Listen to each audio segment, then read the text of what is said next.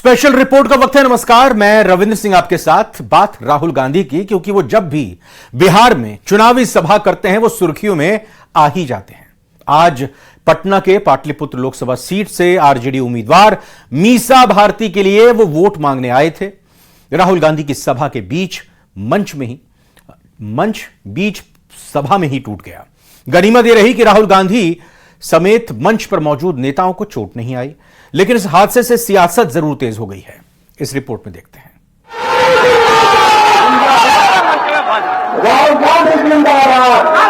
सोमवार को राहुल गांधी दूसरी बार बिहार में चुनावी सभा करने पटना के पालीगंज पहुंचे थे। राहुल के लिए मंच सजा था, इंडी गठबंधन के कई नेता मौजूद थे। तभी कुछ ऐसा हुआ जिसकी किसी ने कल्पना तक नहीं की होगी।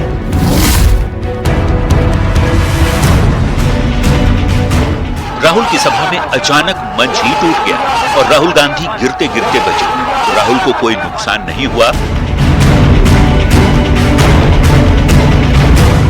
जब मंच टूटा उस वक्त मंच पर महागठबंधन के तमाम बड़े नेता मौजूद थे। ज्यादा वजन के चलते मंच अचानक से दब गया और राहुल गांधी गिरते गिरते रह गए। हादसे के वक्त मंच पर राहुल गांधी के साथ तेजस्वी यादव, विकासशील इंसान पार्टी के प्रमुख मुकेश सहनी और भाकपा माले नेता दीपंकर भट्टाचार्य भी मौजूद थे। राहुल गांधी को गिरते देख उनके ठीक बगल में खड़ी मीसा भारती ने उन्हें संभाला। तस्वीरों में देख सकते हैं कैसे राहुल गांधी का हाथ मीसा ने पकड़ रखा है। राहुल जैसे ही मंच पर लड़खड़ाए, तुरंत मीसा भारती ने हाथ पकड़कर राहुल गांधी को संभाला। राहुल गांधी पाटलिपुत्र सीट से आरजेडी उम्मीदवार मीसा भारती के पक्ष में चुनाव प्रचार करने पालीगंज पहुंचे थे। हालांकि मंच को तुरंत सही कराकर रैली की शुरुआत कर दी गई। ये जनसभा पाटलिपुत्र लोकसभा सीट के पालीगंज कृष्ण पार्क में आयोजित की गई थी। हादसे में किसी नेता को चोट नहीं आई, ये अच्छी बात रही। न्यूज 18 के लिए पटना के पालीगंज से अमरजीत के साथ रवि एस नारायण की रिपोर्ट।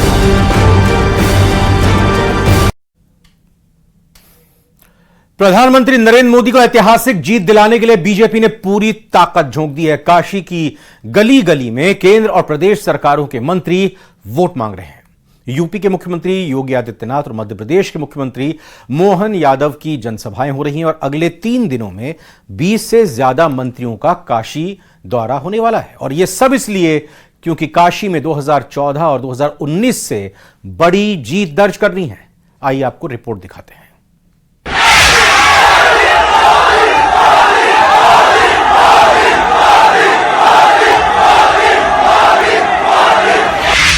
काशी का कायाकल्प करने वाले प्रधानमंत्री मोदी एक बार फिर काशी में जीत की हैट्रिक लगाने के लिए उत्तर प्रदेश के मैदान में उतर चुके हैं।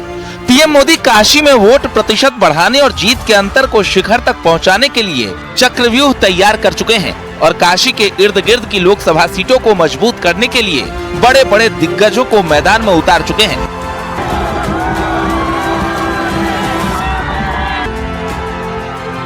प्रधानमंत्री नरेंद्र मोदी को ऐतिहासिक जीत दिलाने के लिए बीजेपी ने पूरी ताकत काशी में लगा दी है। काशी की गली गली में केंद्र और प्रदेश सरकारों के मंत्री वोट मांग रहे हैं। यूपी के मुख्यमंत्री योगी आदित्यनाथ और मध्य प्रदेश के मुख्यमंत्री मोहन यादव की जनसभाएं हो रही हैं। पिछले 2 दिनों में 2 मुख्यमंत्री रैली कर चुके हैं। डिप्टी सीएम और 3 केंद्रीय मंत्रियों का दौरा हो चुका है। यूपी सरकार के 6 मंत्री बैक टू बैक प्रचार कर चुके हैं। तो अब अगले 3 दिनों के लिए बड़े बड़े योद्धा काशी के मैदान में नजर आने वाले हैं।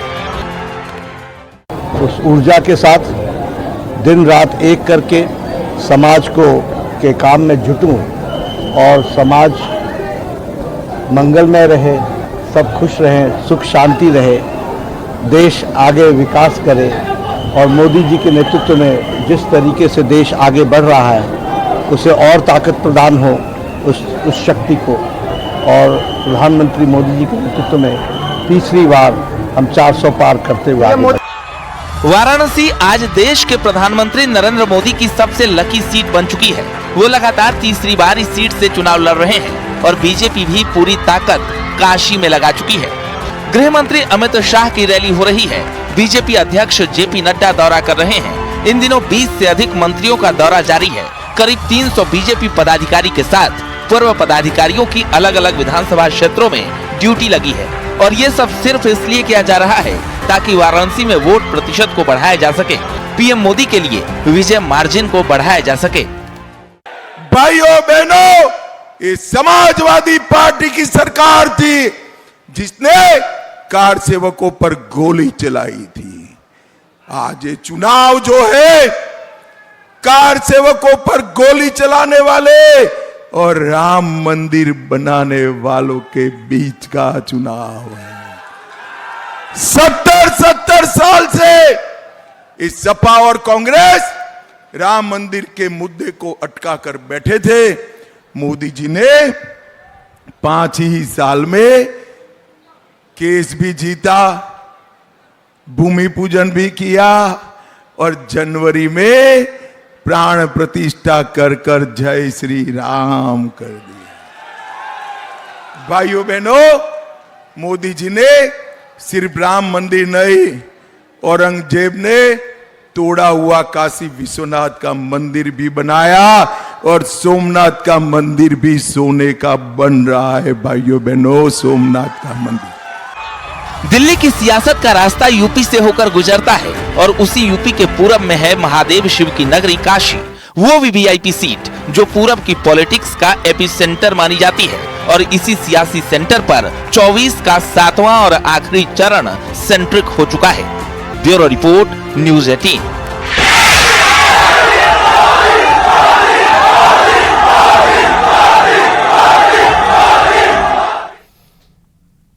और लोकसभा के नतीजों से पहले एक बार फिर विपक्ष ने ईवीएम पर सवाल उठाना शुरू कर दिया है। पूर्व केंद्रीय मंत्री कपिल सिब्बल का दावा है कि दुनिया की ऐसी कोई मशीन नहीं है जिससे छेड़छाड़ हो ही नहीं सकती। दूसरी तरफ बीजेपी ने ईवीएम पर उठ रहे सवाल को दुर्भाग्यपूर्ण बताया है। दुनिया में कोई ऐसी मशीन नहीं है that can not be tempered.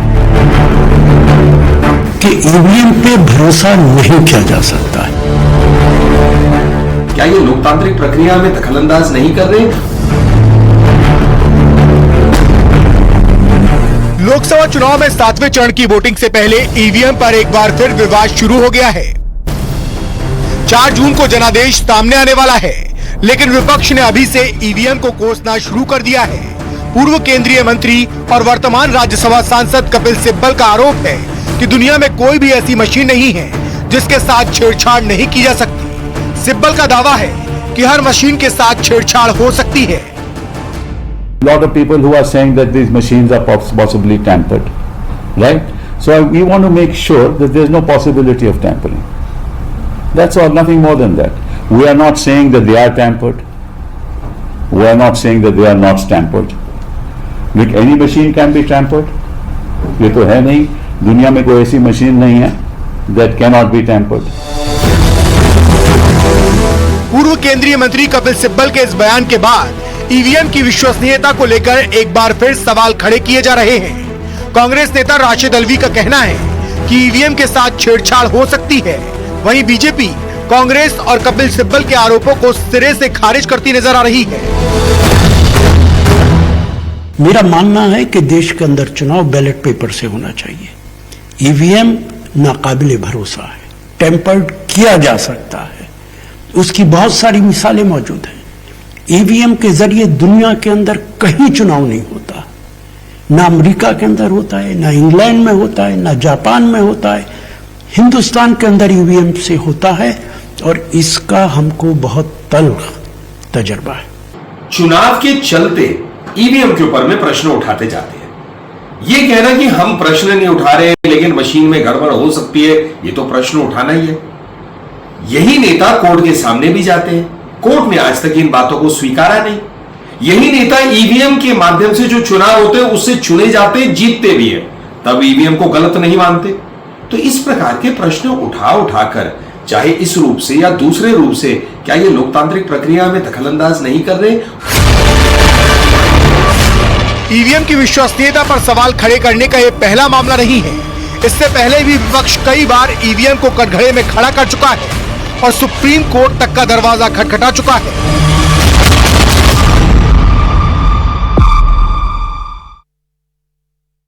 और इस बीच चुनावी रैली के दौरान अमित शाह ने बड़ा बयान दिया है। अमित शाह ने कहा है कि कांग्रेस को 40 सीटें भी नहीं मिलेंगी। अखिलेश यादव को 4 से ज्यादा सीटें नहीं मिलेंगी। 4 जून को ईवीएम पर ठीकरा फोड़ा जाएगा। हार का ठीकरा खरगे पर फूटेगा। मल्लिकार्जुन खरगे की नौकरी जाने वाली है। 4 तारीख का परिणाम कहता हूं, राहुल बाबा, आपकी पार्टी को 40 भी पार करना नहीं है, मेरी बात याद रखना। और अखिलेश बाबू, कितना भी आपके प्रति सहानुभूति से मैं बात करूं, आपका 4 भी पार नहीं होना है, 4 भी पार। और 4 तारीख को दोपहर को आप देख लेना, ये राहुल बाबा के लोग प्रेस कॉन्फ्रेंस करेंगे कि ये ईवीएम के कारण हम हारे। और खरगे साहब, आप भी समझ लेना, ये भाई बहन पर ठीकरा नहीं फूटने वाला है। ये भाई बहन पर ठीकरा नहीं फूटेगा, हार का ठीकरा खरगे साहब पर फूटेगा और उनकी नौकरी जाने वाली। एक ब्रेकिंग न्यूज आ रही है डूंगरपुर से, जहां ग्रामीण क्षेत्रों में बिजली कटौती पर सागवाड़ा से बीजेपी विधायक शंकरलाल डेछा नाराज दिखाई दिए हैं। विधायक ने बिजली निगम के अधिकारियों को फोन पर अपनी नाराजगी जाहिर की है, जिसका एक वीडियो सोशल मीडिया पर वायरल हो रहा है। वीडियो में विधायक ने निगम के अधिकारियों से सवाल किया है कि शहरों में बिजली रहती है लेकिन गांव में क्यों नहीं रहती है। जेईएन और एईएन को फोन करो तो फोन नहीं उठाते, लोगों को मैं क्या जवाब दूं। वीडियो में विधायक ने कहा है कि 2 दिन में लाइट की हालत सुधारो, नहीं तो सीएम साहब से बात करके आपके खिलाफ कार्रवाई की जाएगी। वहीं सुधार नहीं हुआ तो वो अपनी ही सरकार में धरने पर भी बैठने से नहीं हिचकेंगे। तो डूंगरपुर की ये महत्वपूर्ण और बड़ी खबर आपको बताते हुए, ग्रामीण इलाकों में बिजली कटौती को लेकर सागवाड़ा से बीजेपी विधायक शंकरलाल डेछा की नाराजगी दिखाई दे रही है, जो कि सोशल मीडिया पर सामने आ रही है। विधायक ने बिजली निगम के अधिकारियों को फोन करते हुए अपनी नाराजगी जाहिर की है और इसी नाराजगी को जाहिर करने का एक वीडियो सोशल मीडिया पर खूब वायरल हो रहा है। लोग खूब इसको देख रहे हैं। जो वीडियो है इसमें निगम के अधिकारियों से सवाल करते हुए विधायक बीजेपी के दिखाई दे रहे हैं कि शहरों में बिजली नहीं रहती और इसको जल्दी से जल्दी ठीक कराइए।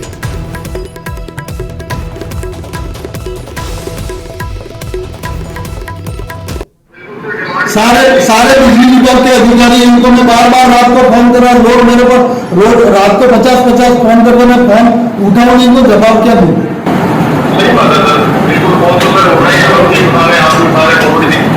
सर आप कह रहे हो पर डूंगरपुर में लाइट रहती है, शहर में सागवाड़ा शहर में रहती है और ग्रामीण में लाइट ही नहीं है बिल्कुल।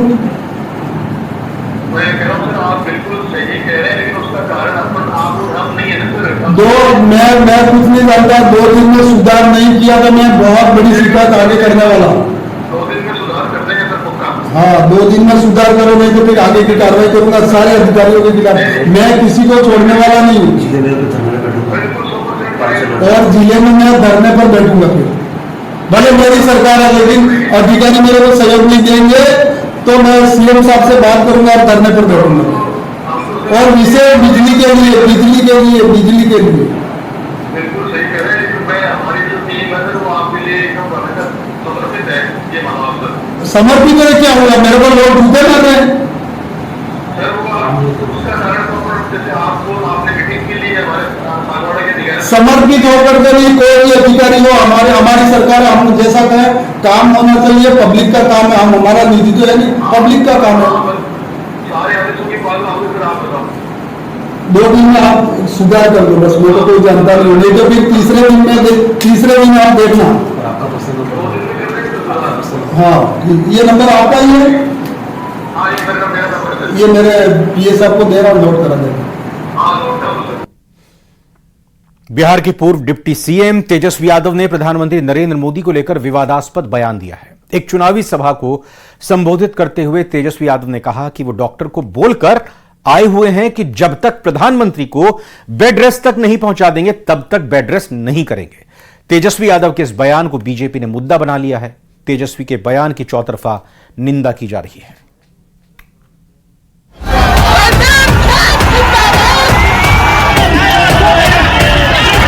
कान खोल के सुन लो,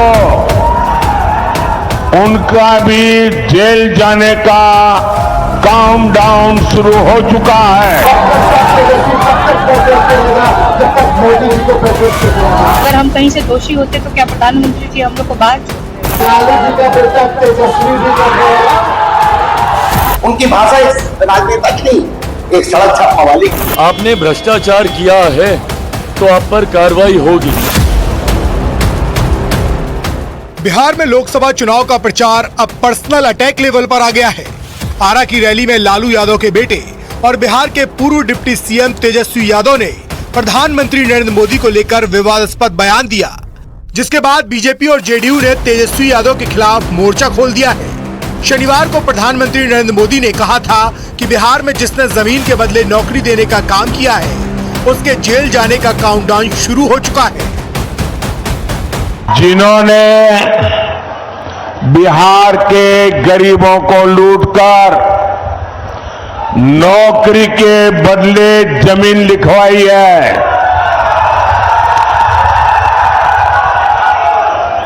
कान खोल के सुन लो,